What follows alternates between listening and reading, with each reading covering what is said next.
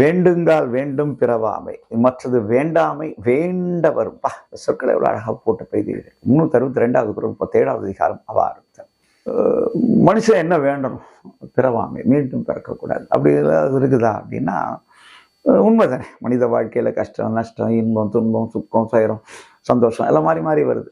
இதெல்லாம் வேண்டாம், நான் ஒரு தெய்வீக நிலையில இருக்கணும் அப்படின்னு நினைச்சீங்கன்னா வேண்டுங்கால் வேண்டும் பிறவாமை. அது எப்போ கிடைக்கும்?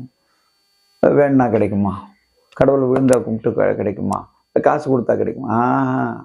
வேண்டாமை, பொருளின் மீது வெறுப்பற்ற தன்மை, இது எப்போ உங்களுக்கு ஏற்படுதோ, எல்லாத்தையும் பார்க்கறதெல்லாம் தனதாக்கணும் தனதாக்கணுன்ற வெறுப்பற்ற தன்மை உனக்கு என்று ஏற்படுகிறதோ, மனதுள் அந்த உயர்ந்த சிந்தனை என்று நிலை கொள்ளுகிறதோ அன்றே உனக்கு பிறவாமை இல்லை.